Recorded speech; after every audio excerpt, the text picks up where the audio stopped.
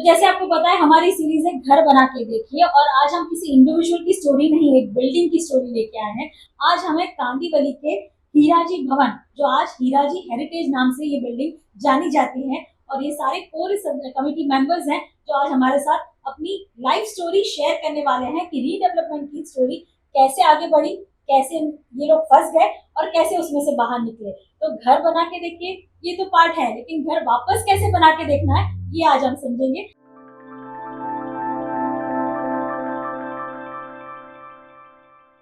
आज हमारे साथ जुड़ गए हैं डॉक्टर दिगेश पटेल, साथ ही नीरज कड़किया, हमारे साथ जुड़े हैं भूषण केनी जी और मुकुंद सरंजन। आप सबका स्वागत है। जैसे हम रियल एस्टेट में हम कंज्यूमर्स की बात करते हैं और हम रियल लाइफ स्टोरीज को आजकल शेयर कर रहे हैं घर बनाकर देखिए इस सीरीज में। ये एक महत्वपूर्ण इसलिए बन जाता है क्योंकि एक घर लेना और उसको सजाना, उसकी स्ट्रगल हर एक की अलग होती है। लेकिन आज मुंबई का जो मुझे देख रहे हैं वो आज की स्टोरी से बिल्कुल रिलेट करेंगे, क्योंकि रीडेवलपमेंट में गई बिल्डिंग को वापस लाना और उसी बिल्डिंग उसी जगह में आके रहना, ये बहुत बड़ा टास्क बन गया है मुंबई कर के लिए। तो मैं सबसे पहले जानना चाहूंगी नीरज जी आपसे कि ये बिल्डिंग रीडेवलपमेंट में गई कब? ये बिल्डिंग रीडेवलपमेंट में 2013 से गई। इसके जो प्रपोजल्स थे और टेंडरिंग हमने काफी 4-5 साल पहले ही, यानी 2013 के 5 साल पहले ही हमने स्टार्ट करी थी। लेकिन रीडेवलपमेंट जाने की जरूरत क्यों पड़ी? मेन इसके लिए पड़ी कि जब सोसाइटीज में सारे लोग रह रहे थे और जो हम पौधे लगाते हैं तो पौधे की एक लिमिटेशंस अभी हमने रखी है, बट वो टाइम पे नहीं थी। तो हमारे टेरेस पे और हमारे नीचे लॉबी में बहुत सारे पौधे रखे थे जिसको पानी एक्सेस वाटरिंग होता था, और उसकी वजह से क्या पौधे ने तो जितना चाहिए था उतना ही पानी पिया, लेकिन मेन पानी पिलर ने पे लिया। सो अकॉर्डिंगली हमारा बिल्डिंग काफी डिलेपिलेटेड हो गया। एंड इवन आफ्टर हमने एसेस किया था मेजर रिपेयर्स, बट उस पे भी वो नहीं जा रहा था। And we have to go for the redevelopment. कई जगह पे जैसे हम रह रहे थे, हमने देखा था कि स्लैब पूरे गिर रहे ड्यू टू यानी इतना वीक हो गया था। तो वही एक मेन कारण है, excess water to the plant which is gone. तो मतलब ये बिल्डिंग बनी कब थी, कौन से साल में? ये बिल्डिंग बनी थी 1976 में। 76 से लेके आपको 2013 में उसको कंपलसरी देना पड़ा। तो देने के बाद आपने डेवलपर कैसे चुना? जो रूटीन प्रोसेस होता है हमारा, हमने टेंडर फ्लोट किए थे, टेंडर्स रिसीव हुए। फॉर्चुनेटली अनफॉर्चुनेटली कह सकते हमारे पास 3 ही टेंडर आए थे। आउट ऑफ दैट वो तीनों टेंडर के बाद एजीएम बुलाई गई, टेंडर ओपनिंग किया गया। उनमें से फिर उन टेंडर्स को हमने रिप्लाई करना था कि भाई वी हैव पास्ड, तो आप आपका प्रपोजल भेजिए।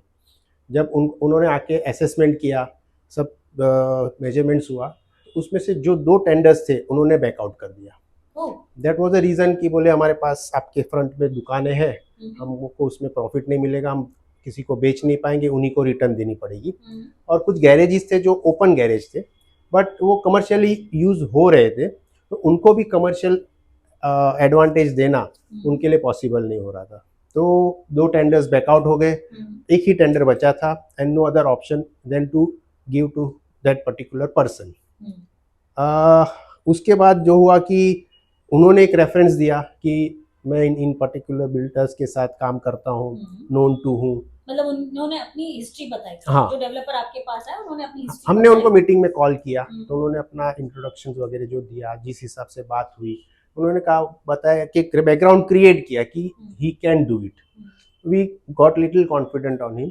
और हमने तब ड्यू डिलिजेंस नहीं किया था, उसके बारे में थोड़ी और जानकारी लेने की कोशिश नहीं की थी? टू बी वेरी फ्रैंक, कैसा हो गया था कि we were not very much aware of things. Redevelopment तभी जस्ट शुरू हुआ था, it was not that process की काफ़ी हो चुका है, हमें नॉलेज मिले या कहीं से हम बातचीत करें। काफ़ी अर्ली प्रोसेस था, अर्ली स्टार्टिंग था, हमें भी कुछ ज़्यादा मालूम नहीं था। बट द वे उनका इंट्रोडक्शन, द वे उनका वर्किंग, जैसे पहला कंडीशन हमारा यही था कि कन्वेंस लाना है, बिल्डिंग वॉल्स नहीं, कन्वेंस लाना है, बिल्डिंग कन्वेंस नहीं है, so we can not go for. तो ये मुंबई के लिए महत्वपूर्ण है, जितनी भी बिल्डिंग्स हैं उनके कन्वेंस होना चाहिए, तो ही बिल्डिंग रीडेवलपमेंट में जाएगी। बेसिकली कन्वेंस, अभी मैं एक हिसाब से बोलूँ तो सोसाइटी के नाम पे जमीन करो, तब आप कर सकते हो। ये जमीन सोसाइटी के नाम पे नहीं थी, तो फर्स्ट स्टेप वाज कि हमको कन्वेंस करना है। बाकी सब हमारे पास भी कन्वेंस का कोई सोर्स नहीं था, हमने कोई कन्वेंस की कोशिश नहीं की थी, तो हमारे पास नहीं था। तो वो रेडी थे कि मैं अपने खर्चे पे कन्वेंस ला के दे दूंगा। तो उन्होंने लाया। हाँ, वो उन्होंने 1 साल के अंदर कन्वेंस लाके दे दिया। उससे हमारा और कॉन्फिडेंस बढ़ गया कि नहीं, he is interested in doing it. So the redevelopment was awarded to him after getting the conveyance. तो मिस्टर केनी, आपको आपने कब से खाली करना शुरू किया और उसके लिए रेंट मिलता था आपको? हम लोग ने 2013 को खाली किया और इनिशियली स्टार्टिंग में 1.5 ईयर हम लोग को रेंट रेगुलर मिला रहा। तो उसके बाद उसने इरेगुलर रेंट देने का चालू किया, कभी देता था कभी नहीं देता, 3-3 4-4 महीने रेंट नहीं देता था। अगर कोई ज़्यादा शाउट करता था, आवाज़ करता था कि मुझे रेंट चाहिए मुझे चाहिए करके, तो वो रेंट इशू कर देता था। टाइम बिंग के लिए वो सामने वाले बंदे को चुप करा देता था। तो मुकुल जी, आपका एक्सपीरियंस कैसा रहा? क्या मतलब क्योंकि जब हम रीडेवलपमेंट के लिए जाते हैं हाँ, तो मेरा एक सोसाइटी होती है, सब लोग मिलके वो तय करते हैं। और हाँ, मैं सबको बता दूं कि ये कोर कमेटी मेंबर हैं जो इस बिल्डिंग के आज कमेटी में है, इसीलिए हम उनसे आज बात कर रहे हैं। तो तब मेरा experience कैसा मेरा रहा? मेरा संबंध ऐसे है, मेरे सास ससुर यहाँ के रेसिडेंट्स थे हम्म, और ये स्टेशन के नज़दीक है। तो जाते वक्त सर्विस पे जाते वक्त हम हस्बैंड वाइफ दोनों सर्विस वर्किंग है, बराबर। तो हम बच्चों को इधर छोड़ते थे और ट्रेन पकड़ के जाते, शाम को वापस लेके जाते थे। तो रीडेवलपमेंट का बात चल रहा, तो मैंने सोचा कि चलो इधर ही होते तो साथ में बाजू में ही उनका फ्लैट ले लेंगे, वो आसान रहेगा। मेरी लड़की भी सोच रही थी नज़दीक, घर के नज़दीक रहेगा स्कूल, आना जाना भी। मैं पहले चारकोप रहता था अच्छा, हाँ, तो तो कांदिवली चारकोल हाँ, स्टेशन नजदीक नज़दीक है। वो हिसाब से मैंने यहाँ तभी मतलब पर्सनल लोन लेके मैंने बुकिंग किया था इनके पास। मतलब ऐसा होता है कि जब रीडेवलपमेंट में बिल्डिंग जाती है तो जितने घर होते हैं उनको तो मिलता ही है, और एक्स्ट्रा घर आपको चाहिए तो भी आप बुक कर सकते हो, क्योंकि उतने हाँ, उनको FSI क्योंकि मिलके वो मेरे करा सास सकते ससुर हैं। का जो था एकदम छोटा सा घर था, एकदम 115 फुट का ही था, तो उनको कोई बड़ी जगह मिलने वाली नहीं थी। तो उसमें मेरा फैमिली तो आपने एक एक्स्ट्रा बेडरूम हाँ, एक्स्ट्रा मैंने अलग से खरीदने का सोचा और उनके साथ बात किया। लेकिन कैसे हुआ, बिल्डर के साथ हमारा गलती ऐसा हुआ, जब सब बिल्डिंग डिमोलिशन के लिए छोड़ के गए सब, उसके बाद में सब मेंबर्स का कोऑर्डिनेशन जीरो हो गया। मतलब हम उसका सबको एक रहना हाँ, चाहिए, एक कमिटी को ये एक साथ यूनिटी रहना चाहिए था, और इसका एडवांटेज वो डेवलपर ने लिया। और डिवाइड एंड रूल, हर एक को अलग अलग बात बताता, एक को पकड़ता था, अरे आपके बारे में वो तो ये बोल रहा था, आपने ऐसा किया था ऐसा किया था, मतलब उसने पूरा सबका माहौल ही बिगाड़ दिया था।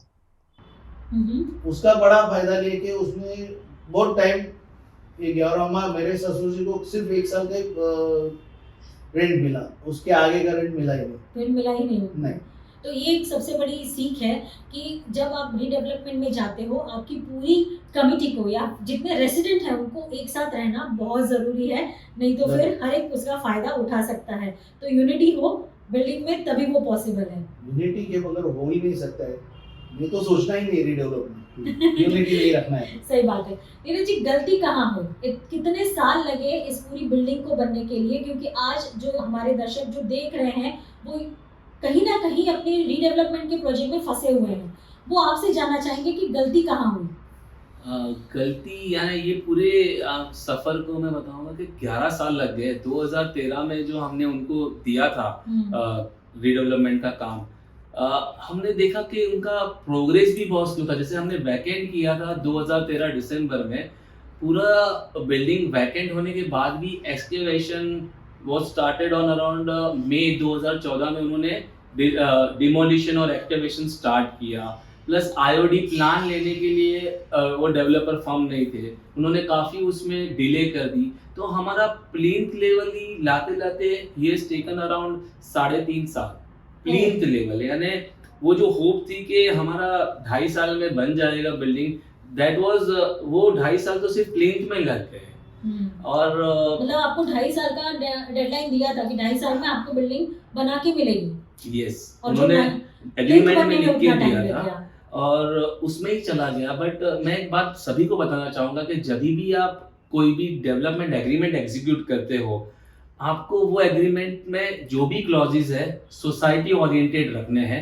हमारे क्लॉजेज बने थे और हमने सोसाइटी के फेवर में रखे थे ये डेवलपर ने मोडस ऑपरेंडी क्या की, सबको जो ऑफिस बेरर्स थे वो टाइम पे सबको बोला कि आज का ही अपॉइंटमेंट मिला है और आज ही हमें रजिस्ट्रेशन करना है और आपको जल्द से जल्द आना है। एंड उन्होंने वहां पे ही जाके वो ऑफिस बेरर्स का साइन किया। जो ओरिजिनल एग्रीमेंट जो हमने फ्रीज किया था उसमें से हमारे मेन पॉइंट्स भी उन्होंने रिमूव करके एंड में फाइनली जो very lemon I would say generic agreement तो फिर आपने वो तब रीचेक नहीं किया था? जब भी आपको रजिस्ट्रेशन ऑफिस में बुलाएंगे और अगर समझो वो जो पेपर से वो 50 से 55 है तो वहां पे कोई भी एक एक अक्षर या comma semicolon paragraph it is very difficult for everyone. वो टाइम पे कन्वेंस डेट का प्रोसेस उन्होंने कर दिया था तो हमें कॉन्फिडेंस था कि एक बिलीव लग गई थी कि नहीं करेंगे।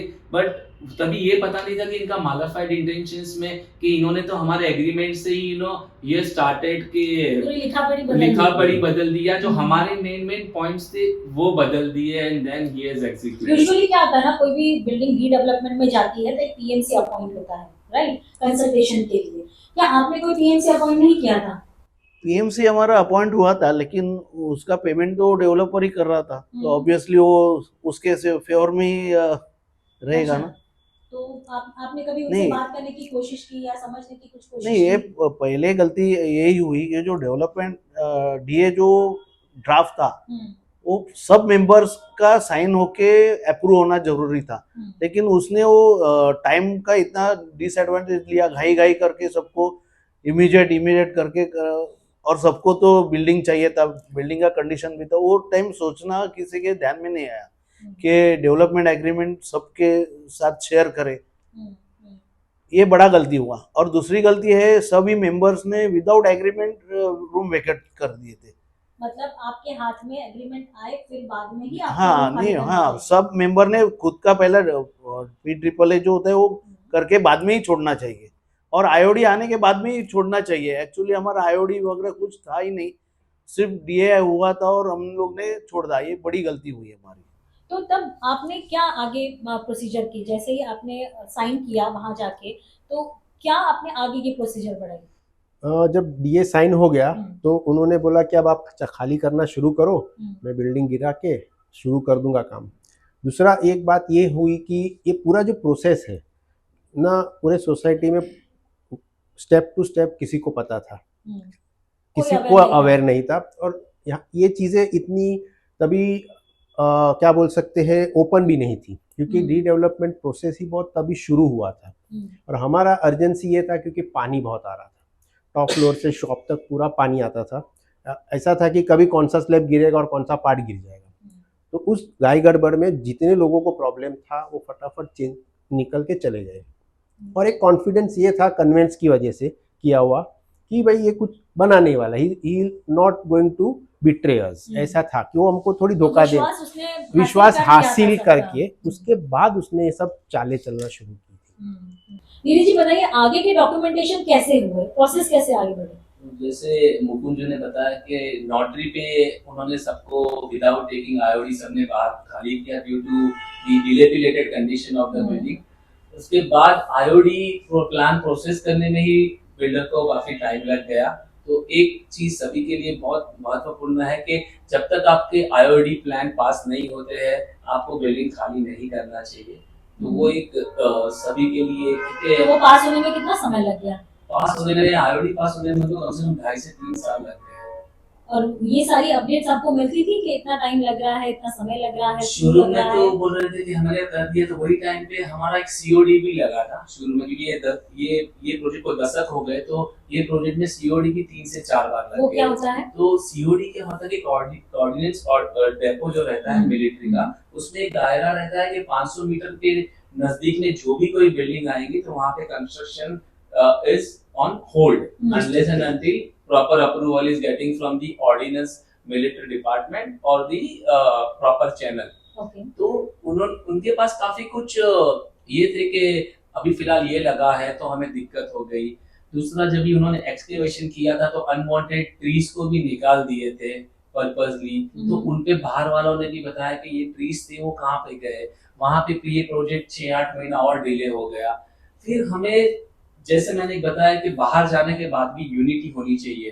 फिर हम लोग सब मिले, हमने मीटिंग स्टार्ट करी, डेवलपर को बुलाया और वहां पे हम डॉक्यूमेंट करते गए कि अभी आप बताइए आप आगे कभी करोगे, करंट जो स्टेटस ये है तो आपका नेक्स्ट स्टेप क्या रहेगा, आप आगे इसको बिल्डिंग को आपका कमिटमेंट क्या है। वो हिसाब से वो टाइम पे वो भी आते थे एंड वो भी बताते थे कि करंट स्टेट ये है, आगे मैं ये करूंगा, but there are all false promises. वो वाले ट्रेंड को भी कम से कम 3-4 साल चले गए। फिर हमने देखा कि 4-4.5 साल होने के बाद भी सिर्फ प्लिंथ पे ही अटका है। जनरली उनका कमिटमेंट था 3 साल में पूरा बिल्डिंग या 2.5 साल में बिल्डिंग देने के लिए, वो प्लिंथ पे ही अटका था। तो यानी डिवाइड एंड रूल और सबको एक एक करके खुद के हिसाब से अप्रोच करना। किसी का उसमें क्या है, इंडिविजुअल का भी कुछ ना कुछ, समझो कि आज मुंबई में रहते हैं सभी को छोटा फ्लैट है, तो कोई तो थोड़ा मैं जगह बड़ा ले लूं या और एक फ्लैट एक्स्ट्रा ले लूं, तो उन्होंने भी गलती से उनको पेमेंट कर दिया। तो ये भी बहुत बड़ी सीखने की बात है कि जो आप पेमेंट कभी भी करते हो, आपका एक प्रॉपर पहले डॉक्यूमेंटेशन होना चाहिए, एग्रीमेंट होना चाहिए, जिसमें शेड्यूल रहना चाहिए कि ये पर्टिकुलर फ्लोर बनाएंगे तो मैं आपको इतना पार्ट पेमेंट करूंगा। वो टाइम पे जैसे डॉक्टर जी ने कहा कि वो रीडेवलपमेंट प्रोसेस बहुत ही नया टॉपिक था। आज के जमाने में सबको पता है, बट वो टाइम पे उतना क्लैरिटी या उतना निटी-ग्रिटी किसी को था। सही बात है। मुकुंद जी, आपने मुझे बताया कि आपने बिना लिखा पढ़ी के पैसे दे दिए। हाँ, क्या अश्योरेंस मतलब दी और आपके बाद वो एक्सपीरियंस क्या रहा? वो समझो ना, एक हिप्नोटाइज ही किया था सबको उसने। और पहली गलती क्या है, सबको रीडेवलपमेंट में यही देखना है, जो आर्किटेक्ट अपॉइंट करते हैं, जो प्लानिंग पास कराते हैं, डेवलपर और आर्किटेक्ट दोनों का बॉन्डिंग भी जरूरी होता है। क्योंकि हमारा जो डेवलपर था उसका बॉम्बे का पहला ही प्रोजेक्ट था। अच्छा, मतलब वो बाहर से आए हुए थे। हाँ, और हाँ, कभी भी काम रुकता था, हमारी कमेटी उसको जब पूछती थी तभी वो रीजन देता था, बीएमसी से अप्रूवल नहीं आ रहा है, आर्किटेक्ट से कोऑपरेशन नहीं हो रहा है। और आर्किटेक्ट के पास जाते थे तो आर्किटेक्ट बोलता था वो डेवलपर जब भी हमको जरूरत है, जब पैसा भरना है तभी वो पटना जाके बैठ रहे। वो बेसिकली पटना बेस्ड है और वो पहला ही प्रोजेक्ट था। तो ये गलती की वजह से भी हमारा डिले हो गया। तो फिर आपने जो पैसे दे दिए थे, हाँ, उसका अश्योरेंस था कि आपने उनको पैसे उसने दिए हैं? सिर्फ एक उनके लेटर हेड पे अलॉटमेंट लेटर बना के दिया था, वही था। लेकिन वो मैंने नहीं रखता तो वो अथोराइज नहीं हो रहा था। तो फिर वो कैसे फाइनली आपने अथोराइज किया? कुछ दिक्कत मैंने बाद में हुई? बाद में उसके पीछे पड़ के मैंने एग्रीमेंट करवाया। एग्रीमेंट होने के हिसाब से ही मुझे आज ये फ्लैट मिला है। अगर मेरे हाथ में एग्रीमेंट नहीं होता तो मुझे फ्लैट मिलने वाला ही नहीं था। अच्छा, मुझे डॉक्टर जी आप बताइए कि ये अग्रीमेंट की सर जो बात कर रहे हैं, अग्रीमेंट कब होना चाहिए? कोई भी रीडेवलपमेंट में जा रहा है तो एग्रीमेंट कब होता है? सबसे पहले डीए होने के बाद तुरंत PAAA होना चाहिए। इंडिविजुअल मेंबर्स का agreement with society with builder PAAA बोलते हैं। तीनों का मिलके एक एग्रीमेंट होता है एंड देन आफ्टर ही घर छोड़ना चाहिए। उसके पहले नहीं? उसके पहले आईओडी आने के बाद आईओडी मतलब it's like you should have, आपके हाथ में एक ऑथराइज या लीगल डॉक्यूमेंट होना चाहिए। आपको कौन सा फ्लैट मिल रहा है, कितना एरिया मिल रहा है, कौन से फ्लोर पे मिल रहा है, उसके बाद ही आपने ये घर को छोड़ना चाहिए। कितना समय लगा आपको अग्रीमेंट मिलने में? बहुत ही काफी, हमारा 21 में एग्रीमेंट होगा। 2013 में आपने खाली किया और आपको एग्रीमेंट मिला 2000? हाँ, मैं खाली नहीं, अलॉट मैंने परचेस किया था। हाँ। उसका एग्रीमेंट मेरा 21 में, बीच में कोविड पीरियड भी आ गया। कोविड पीरियड की वजह से भी थोड़ा सा डिले हो गया। लेकिन वो एग्रीमेंट खुद करना नहीं चाहता, उसको पैसे की जब भी जरूरत थी तो उसने बोला मैं विदाउट एग्रीमेंट एक पैसा भी नहीं देने वाला, तभी उसने मेरे साथ एग्रीमेंट किया। अगर मैं देते रहता था तो लेते रहता था। मैंने रोका इसके लिए, वो एग्रीमेंट हुआ। और मेरा ही शायद बाहर का पहला एग्रीमेंट मेरा ही हुआ अभी जो हम लोग रह रहे। ओके, मिस्टर केनी, आपसे मैं जानना चाहूंगी कि 1 साल के बाद उसने रेंट देना बंद कर दिया, तब आपने ऑब्जेक्शन नहीं लिया? नहीं, ऑब्जेक्शन ऐसे उसने अलग अलग सबको साइड ऑफ करके, सबसे अलग अलग बातचीत करके वो रेंट देता था। सबको एक साथ रेंट किसी को नहीं देता था वो। इसके लिए अभी समझो 4 महीने का रेंट दे दिया तो वो बंदा 4 महीने के लिए चुपचाप बैठ जाता था। फिर कोई दूसरा खड़ा हो जाता तो फिर वो उसको रेंट देता था। तो ऐसे करके वो प्रोजेक्ट डिले भी होने का कारण ये भी एक कारण है। तो जब 2013 के बाद कब आपको लगा कि हाई पॉइंट है, अब आपको सबको वापस एक होना पड़ेगा घर लेने के लिए? ऑल ऑफ सडन उसने रेंट देने का ही बंद कर दिया था। कम से कम 3 साल तक तो उसने रेंट दिया नहीं था। तो वो रेंट देने के कंडीशन में था कि नहीं था वो हमें नहीं मालूम, उसका इंटरनल प्रॉब्लम क्या हुआ था। तो फिर लास्ट में हम लोग ने मीटिंग किया उनके साथ, कोर कमेटी बैठ के, तो पूछा उनको कि उनको करना है नहीं करना है, नहीं करना है तो पेपर साइन करके आप क्विट कर जाओ, हम लोग दूसरा बिल्डर अपॉइंट करेंगे। तो 2-3 बार हमने उनको अप्रोच किया, वो साइन करने के लिए रेडी नहीं थे, उन्होंने वो पेपर डॉक्यूमेंट्स भी फाड़ के फेंक दिए। तभी हम लोग को कन्फर्म हो गया कि ये बंदा प्रोजेक्ट कंप्लीट नहीं करेगा। फिर हमको अदर वे जाके फिर कोर्ट में हम लोग को जाना पड़ा उसके लिए। तो नीरज जी, ये प्रोसेस कैसे शुरू हुई? कब आप सबने तय किया, कौन से साल में तय किया कि अब हमें लीगली आगे बढ़ना चाहिए? सो 2013 के बाद जैसे भूषण जी ने बोला कि 2-3 साल उन्होंने रेंट देना बंद किया, बट जैसे उन्होंने एक एक को सबको डिवाइड एंड रूल में किया था। फॉर एग्जांपल कोई ने एक्स्ट्रा जगह भी लिए थी उनसे, तो बोल रहे थे आपको रेंट देना, उससे अच्छा आपको भी मुझे पैसे तो देने ही है एक्स्ट्रा जगह के, तो मैं आपको उस पर स्क्वायर ऑफ कर देता हूँ। तो वहां पे भी वो इंडिविजुअल बंदा रुक गया। एक ये बहुत बड़ा मुद्दा है सभी के लिए कि कभी भी आप एक्स्ट्रा जगह ले रहे हो तो इतना इंश्योर करो कि आपके वो टर्म्स एंड कंडीशन शेड्यूल के हिसाब से रहे। यहाँ पे कभी शुरू प्रिलिमिनरी में डेवलपर ने ये बोला था कि मैं वैसे भी आपको रेंट दे रहा हूँ लेकिन आपसे मेरे को पैसे लेने ही है, तो वो मैं आपको स्क्वायर ऑफ करके दूंगा। तो ये एक बहुत बड़ी गलती है। तो इस जाल में ना फंसे, ये बहुत जरूरी है सबके लिए। हमें 2018 में लगा कि ये बिल्डिंग पक्का नहीं बनेगा, तभी हमने अप्रोच किया। हमने एक लोकल जो एडवोकेट थे उनका ओपिनियन लिया। उन्होंने यही बोला कि आप इंडिविजुअल आओगे, जैसे मैं और भूषण वहां पे गए थे वो टाइम पे केनी जी, तो उन्होंने यही बोला कि आप इंडिविजुअल आओगे नहीं चलेगा, ये सोसाइटी है, आपको एज अ सोसाइटी यूनाइटेड होना पड़ेगा और अप्रोच करना पड़ेगा। बिकॉज अगर आप इंडिविजुअल भी कंटेस्ट करोगे तो उतना वो वेटेज नहीं रहेगा या फिर उतना सक्सेस रेशियो नहीं रहेगा। बीच में हम लोग रेरा भी गए थे। लेकिन तो रेरा, आ गया था। हाँ रेरा में, लेकिन रेरा में वो चंद्रशेखर प्रभु उनके पास गए थे शायद। तभी हमें मालूम पड़ा कि रीडेवलपमेंट में टेनेंट्स के लिए रेरा का कोई वजूद ही नहीं है, प्रावधान नहीं है, सिर्फ बायर्स के लिए ही। ये एक बहुत ये इम्पोर्टेंट पॉइंट है। जो रेरा है that is for the buyers. Tenants के लिए तो आपका जो मेन बैकबोन है इज योर P-triple है, that is called permanent alternate accommodation agreement. ये एग्रीमेंट होना बहुत जरूरी है। और उसके बाद जब भी IRDCC है उसके बाद ही आपको आपका एग्जिस्टिंग प्लेस को वैकेंट करना है, उसके पहले नहीं करना है। जैसे 2018 में हम गए थे तो एक पॉइंट हमारे पास अच्छा था, हम जब भी उनसे डेवलपर से और हमारी जो मैनेजिंग कमेटी या हमारी कोर कमेटी की मीटिंग होती थी, everything got documented, that was the plus point. Developer को नहीं पता था, for the sake of he signing the thing as a thing, but हमारे पास वो पूरा डॉक्यूमेंटेशन था, वो रिपोजिटरी था, वो एविडेंसेस थे फिजिकल। तो हमने 2018 में सारे सोसाइटी की मीटिंग करी और हमने बोला कि ये नहीं बनाएगा। But that point in time हमें लगा कि हमने शायद थोड़ा जल्दी अप्रोच कर दिया या हमने थोड़ा ज्यादा जल्दी फोरकास्ट कर लिया था कि ये नहीं बनाएगा, बट वो सोच बहुत लिमिटेड थी। बाकी लोग को ये लगा कि नहीं यही बनाएगा, थोड़ा देर आएगा, दुरुस्त आएगा, कोई दूसरे डेवलपर आ नहीं रहे थे। हम लोग we are in the back foot and this guy has come और उसने हमें हेल्प किया, तो यही बंदा बनाएगा। तो हमें लगा कि हमने ये टीम को या हमारी सोसाइटी को थोड़ा अर्ली अप्रोच कर दिया है। फिलहाल वो स्टेज में एक्सेप्टेंस मोड में कोई थे नहीं कि ये नहीं बनाएगा और इसको कंटेस्ट करते हैं कोर्ट ऑफ लॉ में। तो हमने भी बोला कि time is the only solution, let's time pass out.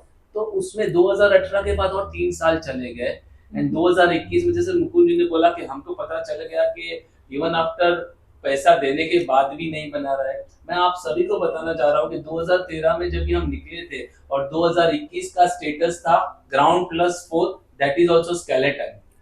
ये हमारी हॉटटेक प्रॉपर्टी प्राइम लोकेशन, बंदे ने 10 साल में ground+4 शिफ्ट किया था और वो भी स्केलेटन, यानी अंदर कुछ नहीं, सिर्फ ये एक स्ट्रक्चर बना के रखा था। कोई भी जाके पूछता था कि आप 5वां माला, 6th फ्लोर, 7th फ्लोर, आप कभी बनाओगे? When you are going to कितने फ्लोर की बिल्डिंग आपको अश्योर की गई थी? ground+7 पहले हुआ था, उसके बाद उन्होंने एडिशनल जब ये लेके ground+9 वाज दी। लेकिन ground+7 थी, उसमें सेलेबल पोर्शन पूरा बिक गया था।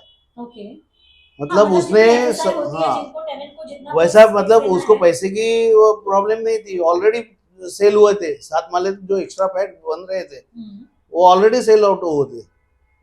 तो नो फाइनेंशियल क्रंच, ऐसा कुछ नहीं था। He was having enough finance, पैसा काफी था, लगाना नहीं था उसको, करना नहीं था। तो जब आप बोल रहे हो आप पहले मतलब Unite जो नहीं थे। जो 4 ग्राउंड प्लस 4 जो स्ट्रक्चर बना वो सब हमारे पैसे से ही बना। बराबर। उसने अपने पॉकेट से 1 रुपया भी डाला है ऐसा हमको नहीं लगता। मतलब जितना टेनेंट ने जो सेलेबल एरिया हाँ। था उसमें के पैसे आए उतने हाँ। उसको बना के क्योंकि उसमें hire टेनेंट्स कर का एक्स्ट्रा एरिया का भी पैसा उन्होंने उठाया था, सेल भी किया था, और 7 माले तक और रेंट दिया लिमिटेड नहीं फ्लैट थे। रेंट तो दिया नहीं था। सब पैसा तो पैसा- हमारे पैसे से ही वो बनाया था, मतलब उसने अपने पॉकेट से कुछ पैसा डाला ऐसा भी नहीं है। तो ये पूरे सारे मेंबर्स को एक करने में कितनी दिक्कत हुई? दिक्कत बोलेंगे तो it was a emergency call. क्योंकि नीरज जी ने कहा कि भाई वो रेडी नहीं थे, उनको लग रहा था अभी भी वो बनाएगा। नहीं, वो कैसा हुआ था, 2-3 बार नीरज जी ने अप्रोच किया, फिर उन्होंने एक हमारे जो टेनेंट है उनका उनके साथ काफ़ी अच्छा रिलेशन था, तो नीरज जी ने अप्रोच किया उनको, बोले आप उनसे बात करो क्या करना है, हमारे तो सुनते नहीं है, आपकी सुनेंगे बस।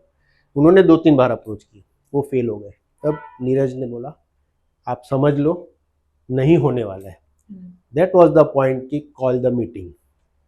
उस टाइम हमने रातों रात इवनिंग 7 बजे शाम को मीटिंग कॉल की थी और सारे के सारे बंदे आ गए, तब सब लोग पहुंच गए। 100%। It's a emergency meeting which we have to arrange. Hmm. और हमने वो टाइम पे वो जो इतना टाइम चला गया तो हमने बाद में उनकी हिस्ट्री भी निकाली। जो हमारा डेवलपर था उसके अराउंड 41 केसेस थे रेरा पटना में, ओह, विद ऑल एविडेंसेस। हमारे पास सारे डेटा है and then we have called up कि this is not going to make in the wildest dream, let's be united, meeting करते हो and let's take some corrective actions, otherwise हमने हमारा घर छोड़ा था, हमें नहीं मिलेगा। ये बहुत बहुत मुश्किल होता है जब आप रीडेवलपमेंट में जाते हो, आप दूसरी जगह शिफ्ट होते हो रेंटल में, या फिर आपने दूसरा खरीदा हुआ है तो कोई प्रॉब्लम नहीं होती। लेकिन बहुत सारे लोग होते हैं जो रेंट पे शिफ्ट होते हैं, अपना घर होने के बावजूद जब रेंट पे जाना पड़े वो तकलीफ हमारे जो एक रेसिडेंस है उन्होंने, उनको छोटा जगह था, उनको बड़ी जगह की जरूरत थी, उसने उसका खुद का घर बेच के उसको पैसा दिया और रेंट पे गया था, तो उसको कितनी दिक्कत हुई।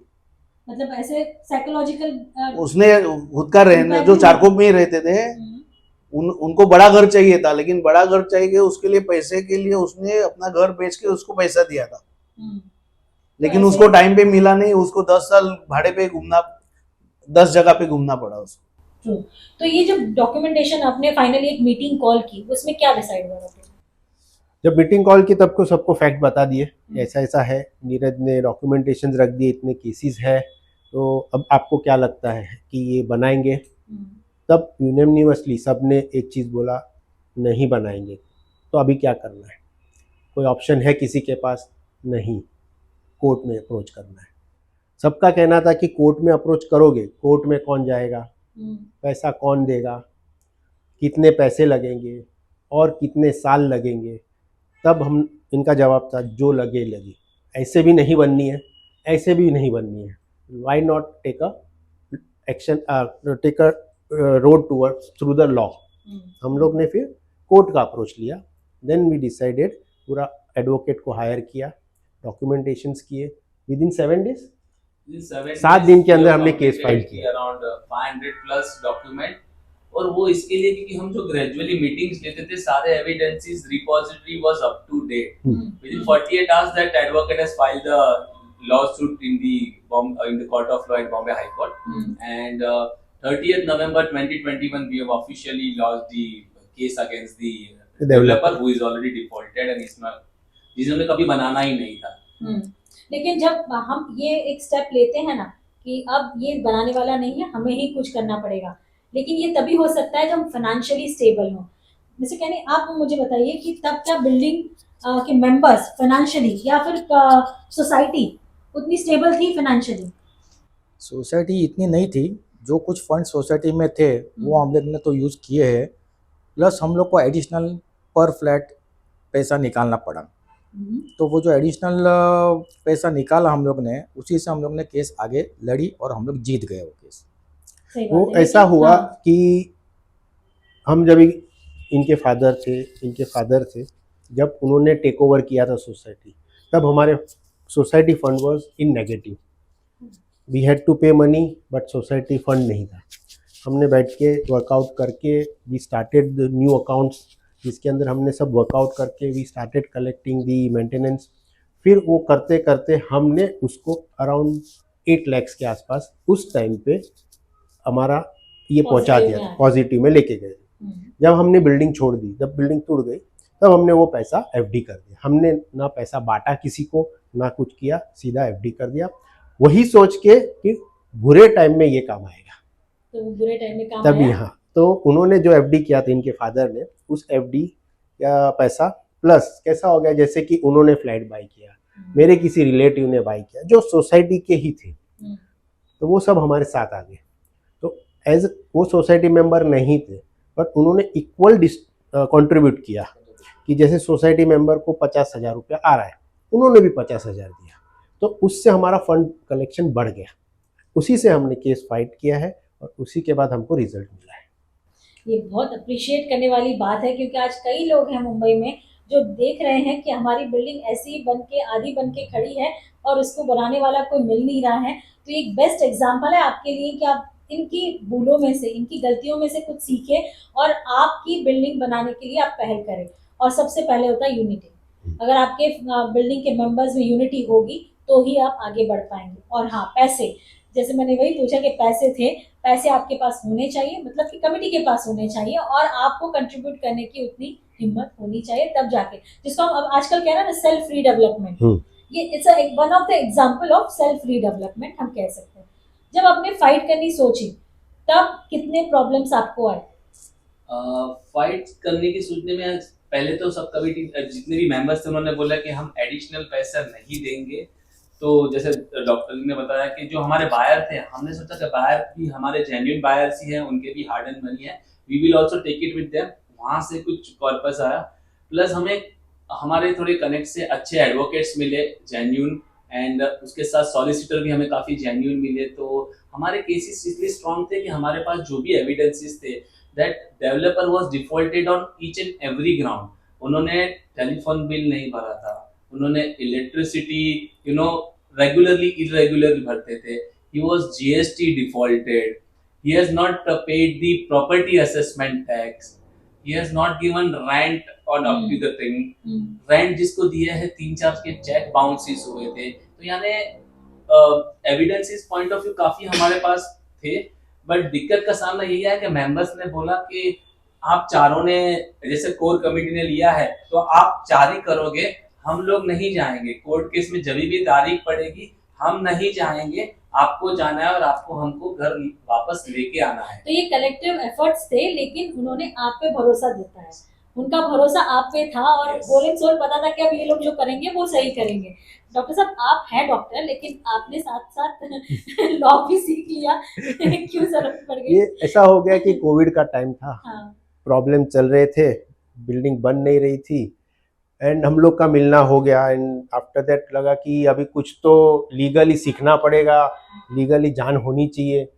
उस फ्लो में मैंने लॉ का एडमिशन लिया एंड विद इन 3 years मैंने लॉ कंप्लीट किया। एंड दिस पीरियड जो मेरा स्टडी का था, उसी पीरियड में हमारा केस चल रहा था। तो मुझे काफ़ी लोगों से इनपुट्स अच्छे मिले, मेरे टीचर्स हैं, मेरे फ्रेंड्स हैं, या even in the court also. कैसा होता है कि अभी एक लॉयर जाएंगे या स्टूडेंट जाता है तो वो थोड़ा सा उनका अप्रोच अलग हो जाता है। काफ़ी हेल्प हमें मिली और मेरी स्टडीज़ में मुझे ये पता चला कि कुछ भी करना है आपको एविडेंस पे चलना पड़ेगा। तो वो चीज़ मेरे दिमाग में आ गई और हर डेट पे हम नया एविडेंस लेके जाते थे। एंड दैट एविडेंस, जो एविडेंस हम देते थे, एट द एंड वही एविडेंस पे हमको जजमेंट मिली है। नीरज जी, कैसे होता है ना कि हम कोई केस फाइल करते हैं तो अज्यूमशन होता है कि भाई 5-6 साल तो निकल जाएंगे, इतना इजीली नहीं हो सकता। आपने 2021 में फाइल किया और 2024 में आपको घर मिला, बहुत जल्दी मिल गया। ये एक्चुअली मैं सभी को बताऊंगा, यहाँ पे हमारी जो एकता थी, एक यूनिटी, वो एक काम में आई। यही सवाल जो आपने अभी पूछा, ये एक्चुअली 100% बहुत बड़ा सवाल है। जब भी हमारा फर्स्ट हियरिंग था, मुझे आज भी याद है, सॉलिसिटर ने पूछा था मुझे कि नीरज तुझे क्या लगता है, तुम लोग सब यहाँ पे आए हो, तुमको क्या लगता है कि तुमको ये वर्डिक्ट कितने साल में मिलेगा, do you have any imagine, आपने ये स्टेप तो बड़ा कदम ले लिया है। जनरली कोई भी हाई कोर्ट या कोर्ट केसेस में जब भी आपको जाना चाहिए, मैं सभी को यही बताना चाहूंगा, जब भी आपके सारे ऑप्शंस बंद हो, going for the case is the last resort. और उसके बाद आपका फ्यूचर आपको कभी मिलेगा। कभी कभार कोई ऐसे केसेस होते हैं जिसमें पीढ़ियां की पीढ़ियां चली जाती है, लेकिन केस चलते रहते हैं। तो जब ये सवाल मुझे सॉलिसिटर ने पूछा कि तुम्हें क्या लगता है नीरज, तुम्हारे हिसाब से कब तक आएगा judgement, do you have any idea, हमारा तो सबका फर्स्ट स्टेप था, बिकॉज हमने सब देख लिया था एंड ये बंदा यानी बनाएगा नहीं, बट हमें ये नहीं पता था, हमने स्टेप तो ले लिया था। कोर्ट का एक्सपीरियंस भी पहली बार पहला था हमारा। एक्सपीरियंस है। ये भी होता है कि कोर्ट ज्यादातर कोई जाना नहीं चाहता, क्योंकि कहते हैं पुलिस और कोर्ट के स्टेप्स कभी चलने नहीं चाहिए, किसी को वो नौबत आनी ही नहीं चाहिए। लेकिन क्या वजह रही जो इतने जल्दी हो गया? बेस्ट पार्ट यही था कि एविडेंसेस बहुत स्ट्रांग थे हमारे पास, और सारे एविडेंसेस के हमारे पास फिजिकल डॉक्यूमेंट्स थे। From the paper work point of view हम काफी स्ट्रांग थे, plus default point of view, negativity point of view, developer is on 10 on 10, सभी जगह पे सारे खाने उसके चित्त थे। मेन इसके लिए भी एक फायदा हुआ कि हमारा केस इतना जल्दी आगे कैसे बढ़ा, डेवलपर ने खुद कोर्ट में लिखवा के एक लिया था, एक जॉइंट एग्रीमेंट, कि मैं 5th फ्लोर ये टाइम पे करूंगा, 6th फ्लोर ये टाइम पे करूंगा, पूरा बिल्डिंग में ये पर्टिकुलर ड्यूरेशन पे करके दूंगा, और जो जो रेंट नहीं दिया है वो रेंट मैं पार्ट वाइज दूंगा। रेंट में भी कैसा था, हमने बोला कि हमारा फॉर एग्जांपल 100 रुपया निकलता है, तो डेवलपर ने बोला नहीं 100 रुपया नहीं, आपका सिर्फ 40 रुपया निकलता है। देन द कोर्ट हैज वर्डिक्टेड कि ओके आपके हिसाब से 40 रुपया निकलता है, वो 40 रुपया आप पहले जमा कीजिए। तो वो 40 रुपये में यानी उन्होंने बोला कि मैं ये जमा करूंगा, that was the plus point. और उन्होंने हमने क्या किया, वो जो जमा राशि आई सबकी रेंट की, सबने एकता बहुत जरूरी है, यूनिटी। कोई दूसरा रहता तो बोलते कि ये मेरा रेंट है मुझे दो, तभी सब एक थे। हमने वो सारी राशि सोसाइटी के अकाउंट में जमा करी, उसकी एफडी करी, और उसके पैसे से जो भी है वो हमने सॉलिसिटर, एडवोकेट और आगे आगे बढ़ाया। तो वो एक प्लस पॉइंट था। दूसरा कि जितने जितने एविडेंसेस थे स्ट्रॉन्ग, हम आगे बढ़ते रहे, हमने कभी भी पीछे हट नहीं की। अराउंड मैं आपको बताना चाहूंगा, टोटल जीतने में 25 हियरिंग हो गई हमारी ओवरऑल। 25वीं हियरिंग में हमें फाइनल वर्डिक्ट मिला था, लेकिन 25 हियरिंग में हम चारों जन जाते थे। कभी कभार ऐसे होता था कि पूरा दिन बैठने के बाद भी नंबर नहीं आता था, हम टच करके आते थे, लेकिन तभी हौसला थोड़ा डगमगाता था, लेकिन सब एक थे। सबने बोला कि नहीं हम होगा, हम अभी हम पीछे नहीं हट सकते, हम निगोशिएशन मोड पे नहीं जा सकते। हम उसको बुला के, क्योंकि हमने साम दाम दंड भेद सभी चीज कर दी थी, बकायदा बुला के उनको बोला था कि चलो आपने जो यहाँ से ले लिया है हम दुस्वप्न बोल के छोड़ देते हैं, as it is where it is, आप छोड़ के चले जाओ यहाँ से। उनका स्टेटमेंट था ना मैं जाऊंगा ना किसी को बनाने दूंगा, and that was a trigger कि हमें जाना ही था। हम गए, लकीली एक सभी के लिए मैं बोलना चाहूंगा, कभी कभार डेट पे डेट पड़ती है, जो भी है आप हिम्मत मत हारिए, डिमोरलाइज मत होइए, देर आएंगे दुरुस्त आएंगे, बट वो एक ही फाइनल रास्ता है और आपको इंसाफ मिलेगा। अगर आप सच के साथ हैं तो आपको इंसाफ मिलेगा। तो उसी के चलते 1.5 साल में हमें काफी 2 हियरिंग में तो हम पूरे सोसाइटी के मेंबर्स को भी लेके गए थे, पूरे सब सीनियर सिटीजन्स को भी साथ में लेके गए थे, 4-5 गाड़ी लेके गए। वो एक फाइनल हियरिंग, बिकॉज सभी लोगों की एज 65, 70, 80, 85 थी। तो उन्होंने बोला नीरज हमको भी आना है, बोला आप सबको लेके जाएंगे, बट वो जो मेन हियरिंग रहेगी जो final, which is I am getting goosebumps जब किसी की पूरी, हम कहते हैं ना घर बना के देखिए, घर बनाना इतना आसान नहीं होता, पूरी जिंदगी की एक आपकी पूंजी उसमें लग जाती है, और वो जब घर टूट रहा है और वापस नहीं मिल रहा है तब वो बहुत दुख होता है। उस स्टेज पे जाके कि जब ऐसा लगता है घर हो शांति से रहें, उस उम्र में अगर वो घर ना मिले दुख होता है। और ये बात है कि हमारे यहाँ से करीबन 11 लोगों का देहांत हो चुका घर छोड़ने के बाद, जो घर नहीं आ सके। ये हमारे लिए बहुत सी अफसोस की बात रही कि जिन्होंने छोड़ा वो वापस नहीं आ पाए। हमने उनको ये भी बोला था डेवलपर को कि आपको जरा भी नहीं लगता है हमारे जो इम्पोर्टेंट 11 सदस्य का देहांत हो गया और आप नहीं बना रहे हो? तो हमें ऐसे जवाब दे रहे हैं कि उनका तो समय आ गया था, उसमें मैं क्या करूं। तो यानी आपको भी एक समय तो हमने दिया था ना, 30 महीना, तो एटलीस्ट उसमें आपने नहीं बनाया। हमने समझ गया कि this developer is not going to make it out. और आज मुंबई में कई ऐसे लोग होंगे जो आज ये कहानी से रिलेट करेंगे, क्योंकि अभी भी हम देख रहे हैं रेरा आने के बाद भी कई ऐसी बिल्डिंग्स हैं जो केस जीतने के बाद भी अपनी बिल्डिंग पूरी नहीं कर पा रहे हैं।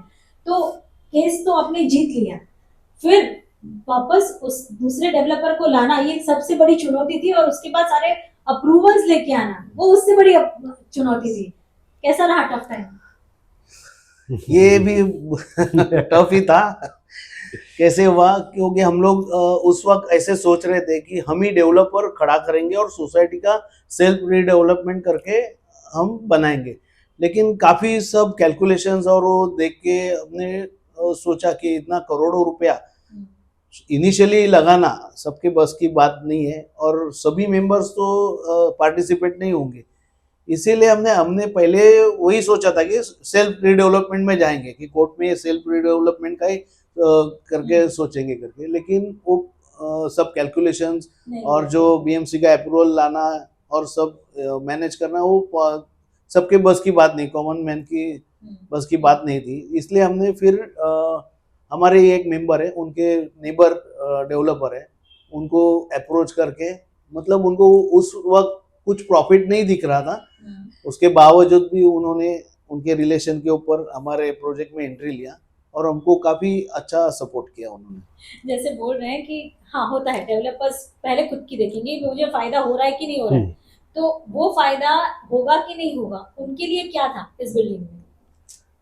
उनका एक्चुअली कैसा था कि वो एज अ बिजनेस प्रपोजल आए नहीं थे, वो एक रिलेशन से आए थे। बोले इनका रिलेशन है हमारा, तो उनके काफ़ी क्या बोलते हैं हेल्प किया हुआ है उन्होंने, तो बोले मैं बनाने के लिए रेडी हूँ। हमने बोला हमारे तरफ से जितना हो सकता है, जो हो सकता है, कोऑपरेशन फुल रहेगा। पेपर बोलो या कुछ काम बोलो, सब कुछ हमारे तरफ से। हमने बोला 100% वी आर विथ यू, आधे रात को भी बुलाओगे हम आ जाएंगे। उन्होंने बोला ठीक है। आपका जोश देख के, आपका कोर्ट में फाइट देख के, ही वॉज काफ़ी बोलते ना कि he has taken that हाँ calculative कि risk, because उनके लिए भी था कि उनकी जो रिलेशन या उनकी जो बॉन्डिंग थी उनमें उन्होंने कमिटमेंट दिया था कि even if it is a loss मैं ये बिल्डिंग बनाऊंगा, बिकॉज अ डिकेड है एंड प्राइम है, मुझे भले प्रॉफिट नहीं हो, लॉस होगा, लेकिन as a friendship and as a loyalty I will make this building. ये बहुत कम लोगों में देखा जा सकता है। नहीं, और वो He's a थोड़ा सा genuinely a core god, I committee would के say. साथ रहते थे। डेवलपर भी हमारे साथ कोर्ट में भी रहते थे, वो आते थे हमारे साथ रहते थे, हमें सपोर्ट भी करते थे। तो उन्होंने वो फाइट देखने के बोला नहीं, मैं आप लोगों को देख के मैं बिल्डिंग बनाऊंगा। Confidence था उनको। कनेक्ट भी बोल रहे थे कि आप ये बिल्डिंग क्यों ले रहे हो, तो उन्होंने बोला कि नहीं, this I have to make it out. ये मींस मैंने I have seen the efforts which they have taken, which is not going to be taken by anybody तो इन उनको दी। क्या मिला ये बिल्डिंग बनाने के बाद? उनको क्या मिला? एक बहुत इंपॉर्टेंट चीज है, जैसे मुकुंद जी ने शुरू में बोला कि ग्राउंड प्लस 7 का फ्लोर था, उसके बाद सीसी का और एक्स्ट्रा बेनिफिट मिला था, तो ग्राउंड प्लस 9 हो गया बिल्डिंग। तो ऊपर हर एक फ्लोर पे 3-3 फ्लैट्स थे, टोटल 6 फ्लैट की इन्वेंट्री वैकेंट थी। और एक फायदा ये हुआ कि जब भी हम कोर्ट में गए तो हमने वो 6 फ्लैट फ्रीज कर दिए, यानी डेवलपर जो पुराना वाला था अर्स्टवाइल, वो इसे बेच नहीं पाएगा। वही एक था गेम चेंजर, बिकॉज वो अगर वो बेच दिए रहते थे, समझो उसने 8वां और 9वां फ्लोर के सारे flats, then we are no way, because end में फिर कोई भी डेवलपर आ जाए, बट जो पैसे का काम है वो पैसे से ही होगा। तो वो जो 6 फ्लैट है, डेवलपर जो नए आए उन्होंने वो 6 फ्लैट बेचे, हमने उनसे एग्रीमेंट किया, डेवलपमेंट एग्रीमेंट, हमने उनको बोला कि इसमें जो भी प्रॉफिट है वो आपका, बिकॉज कोई भी निशा जी आज के तारीख में हाफ कुक बिल्डिंग नहीं बनाएगा। इसीलिए मैंने पूछा कि उस डेवलपर के लिए क्या था, क्योंकि हर एक कोई अपना कुछ तो सोचेगा कि मुझे कुछ तो फायदा हो जाए ये इतना मेहनत करके, तो ये डेफिनेटली उनके लिए कुछ ना कुछ था। ह्यूमैनिटी ग्राउंड पे आए, बट आज एक समझो कोई डेवलपर गिरेगा तो ये 6 यूनिट्स के लिए नहीं आएगा, बट उनके लिए एक ह्यूमैनिटी ग्राउंड या उनका एक कमिटमेंट था। नो डाउट उन्होंने, फिर हमने, हमारा भी फुल सपोर्ट था, बट वो जो 6 फ्लैट इन्वेंट्री बची थी दैट उनके पास आई एंड उसमें ही उन्होंने किया। दूसरा एक प्लस पॉइंट ये था कि फॉर एन एग्जांपल समझो कि मुकुंद जी ने 75% पेमेंट कर दिया है, उन्होंने ये भी समझा कि जो 25% बचा हुआ है सिर्फ वही लिया। आज के नए बिल्डर्स कैसे रहेंगे कि आज के रेट के हिसाब से नहीं लिया। आज के जो कमिटमेंट था, जो एग्रीमेंट था, उसमें से भी 75 तो वो लेके गया था, सिर्फ 25 रुपया जो बनता है भाई, बिकॉज इनका सभी का हार्ड एंड मनी है। और ये समझना आज की तारीख में वो बहुत बड़ी बात है कोई डेवलपर के लिए, बिकॉज सभी जब भी कोई नया डेवलपर है वो खुद का मुनाफा देखेगा, बट उन्होंने सारे यहाँ पे टेनेंट्स प्लस बायर में ये एक बहुत उनकी अच्छा ही बेस्ट है। पॉइंट था कि अच्छा ही है। कि जितना आपका निकलता है उतना ही, means he was not greedy, उनको देना था ये। तो केनी जी आपसे मैं जानना चाहूंगी कितने पैसे कमेटी में लगाए, कितने कॉर्पस कमेटी को स्पेंड करना पड़ा? ऑलमोस्ट नीरज भाई 20 यस 20-25 करना पड़ा। यस और आपसे मैं जानना चाहूंगी मुकुंद जी, क्योंकि जैसे मैंने कहा परमिशन, सारे परमिशन आपने कैसे दिलवाए, क्योंकि 21 में आपने जीता और 24 में आप बिल्डिंग में बैठे हो, तो ये परमिशन के बिना मैंने नहीं आपको हो सकता। पहले ही बोला ना कि जो भी डेवलपर रहेगा उसका और आर्किटेक्ट का बॉन्डिंग देखना बहुत जरूरी होता है, क्योंकि हमारा जो पहले वाला जो डेवलपर था और उसका वो पहला ही प्रोजेक्ट था, वो हमेशा आर्किटेक्ट के नाम से हमको बताता वो करता नहीं, आर्किटेक्ट के पास जाते थे, बोलते आपका वो डेवलपर भाग गया। लेकिन नहीं, लकीली ऐसा हमारे होती है ना, हाँ। जो मुंबई में है तो बीएमसी आता है, उसके रूल्स एंड रेगुलेशंस है, उसको समझने में आपको कितनी कठिनाई हुई? इजी रहा? नहीं, वो तो प्रैक्टिस जो आर्किटेक्ट रहते हैं वही सब प्रोसेस करते हैं, अच्छा। डेवलपर को भी जानकारी नहीं रहती, जो प्रोसेस रहते सब आर्किटेक्ट ही कर सकते हैं, वो डेवलपर नहीं करते। इसीलिए मैं बोला ना कि जो आर्किटेक्ट और डेवलपर का बॉन्डिंग अच्छा रहेगा उनके साथ ही काम करना चाहिए, सही। और दोनों जेन्युइन रहने चाहिए। अगर जेन्युइन नहीं रहेंगे then again they will take Fight. It for a ride. तो यहाँ पे कह सकते हैं कि we got a genuine developer and also he is having a genuine circle of architect जिन्होंने एकदम रैपिड काम किया एंड अकॉर्डिंगली खुशी की बात ये थी कि दिवाली के पहले जब 22 अक्टूबर 2024 था तभी हमारा फाइनल ऑक्यूपेशन सर्टिफिकेट हमें मिला। So that was the real victory. सभी को मैं बताना चाहूंगा कि फाइनल एविडेंस डॉक्यूमेंट्स यही रहता है, that is your occupation certificate. जब ये टाइटल आ गया means your building is clear, your title is clear and that is the milestone. I would say ये वो माइलस्टोन रहता है हर एक सोसाइटी के लिए to obtain the occupation certificate. कभी कभार होता है अच्छी सा खासी बिल्डिंग्स डेवलपर बना तो देता है लेकिन फाइनली ऑक्यूपेशन सर्टिफिकेट नहीं लेता और वो रीडेवलपमेंट नहीं, इवन न्यू डेवलपमेंट की भी बात हो रही है, उसमें भी मिलना मुश्किल हो जाता है। कई लोग मुश्किल तो नहीं half building होता का है। ऑक्यूपेशन सर्टिफिकेट लेते हैं, ऊपर Part फ्लोर वसूल के लिए नहीं लेते, पार्ट वसूल कहते हैं पार्ट जिसको। नहीं, Right, मुश्किल नहीं होता है, प्रोसेस नहीं करते। right. बिकॉज द अमाउंट उनको डेवलपर को भरना पड़ेगा और वो काफी बड़ा मुनाफा टाइप रहता है जो उनको भरना पड़ता है। तो मतलब ये कहना है आपका कि रेरा आने के बाद भी रीडेवलपमेंट में तकलीफें आ रही हैं? हाँ। रीडेवलपमेंट के लिए रेरा कोई महत्व का नहीं, रीडेवलपमेंट के लिए टेनेंट बिल्डर के बीच में एक ही डॉक्यूमेंट होता है, एक तो सोसाइटी और बिल्डर के बीच में डीए, दूसरा होता है PAAA। आपको उसी से चलना है। तो फाइनली आज 2013 से लेके 2024 पूरे 11-12 साल के आपने सफर तय किया, पेन सहन किया, इससे क्या क्रक्स निकलेगा? मेरा सभी से यही अनुरोध है कि आप ऐसा मत सोचिए कि जो मेरा होगा वो किसी और का होगा। यही सोच हमारी रहती थी तो आज हम यहाँ पे बैठे नहीं रहते थे। कभी कभार क्या होता है हर एक जन ऑक्यूपाइड है अपने प्रोफेशन में, ये है, लेकिन आपकी जो ओरिजिनल जो आपकी स्टेट है जहाँ पे आप पहले रहे थे, जैसे आपके माध्यम का भी नाम है कि घर बना के देखो, मैं सभी को यही बोलूंगा कि घर वापिस बना के देखो is one of the toughest thing और जो हम सबको करना चाहिए। लेकिन आप सभी का उसमें एटीट्यूड, इंटेंट और ये आगे रखना चाहिए एंड द पॉजिटिव माइंडसेट कि नहीं हमें हमारी चीज मिलेगी, बट उसके लिए आपको उतने पुरुषार्थ भी उतने एफर्ट्स भी डालने पड़ेंगे तब जाके डालेंगे। अगर वो टाइम पे हम चारों ने ऐसे सोचा होता कि जो मेरा होगा वही किसी का होगा तो कभी नहीं होना है। मैं क्यों जाऊं वहां पे या हम क्यों जाए वहां पे, बाकी लोग क्यों नहीं जा रहे। बट हमने एक नोबल कॉज सोचा कि नहीं हमारी सोसाइटी है, हम करेंगे और हमको ये रिजल्ट्स मिले। आज के तारीख में जैसे आपने बोला कि बहुत सारे रीडेवलपमेंट में फिर केसेस पे अटक जाते हैं, वहां पे ये रहता है कि आपको एंड तक यूनिटी बनाए रखनी है और जो भी इंटरनल जो भी ग्लिचेस है वो साइड पे रख के जो एक्सटर्नल बंदा है जिसको हमने दिया था ये बनाने के लिए नहीं बना, पहले उसको आउट करना है और उसके बाद फिर देखना है। इंटरनल हमारी जो भी ग्लिचेस है वो तो सॉल्व करने के लिए पूरी आगे की जिंदगी पड़ी है, लेकिन जो मेन डेंजर है उसको आपको रिमूव करना चाहिए। और आपका मेन तो सेल्फ मोटिव कि हम कर सकते हैं और ऐसा नहीं कि मेरा होगा तो सबका होगा तो भूल जाओ। अगर हम लोग भी भूल गए होते तो वो एक दिक्कत होती। तो ये सबके लिए बहुत सीखे। आज भी मुझे पता है कि बहुत सारे केसेस है तो डोंट गेट डिमोरलाइज। अगर आप वहां पे गए हो तो आप समझ के रखिए कि आपने सही निर्णय लिया है, और आपको कभी ना कभी देर आएगा लेकिन दुरुस्त आएंगे, लेकिन आपको वो जीतना है और आपको आपका वापस घर लेना ही है कोई भी तो हाल में। मतलब ये इससे यही है कि अगर मुंबई में आप रहते हो, आपकी बिल्डिंग रीडेवलपमेंट में गई है और आज तक नहीं बने, मतलब सालों हो गए और बिल्डिंग उसी हालत में है, तो होप मत छोड़िएगा। आप अपना घर वापस बना सकते हैं, आप अपना घर वापस ले सकते हैं। तो हाँ, पेशेंस जरूरी है और कलेक्टिव एफर्ट जरूरी है। जितने मेंबर्स हैं उनको साथ में आना पड़ेगा, तभी जाके आपका घर आपको मिल पाएगा। तो ये उसमें होप होने जैसी बात आज तो नहीं लग रही है, क्योंकि 2021 से 24 में इतने कम समय में ये लड़ाई लड़के वापस घर लिया है और आज इतना अच्छा घर सजाया है। आज हम उसी बिल्डिंग में उसी जगह पे बैठे हुए हैं ताकि आपको बता सके कि ये पॉसिबल है। राइट? Right. आप क्या एक बात बता पाएंगे डॉक्टर जी की क्या एक सबसे बड़ी गलती हुई और क्या सबसे अच्छी बात रही इस पूरे 2013 से लेके अब तक? सबसे बड़ी गलती की प्रोसेस मालूम नहीं था, कूदना नहीं चाहिए। पहले प्रोसेस पूरा पता करो, पूरा लॉ के हिसाब से चलो, डॉक्यूमेंटेशन बहुत सही रखो, यूनिटी रखो। सबसे बड़ी सीख यही है कि विदाउट नोइंग द प्रोसेस किसी चीज़ में कूदो मत।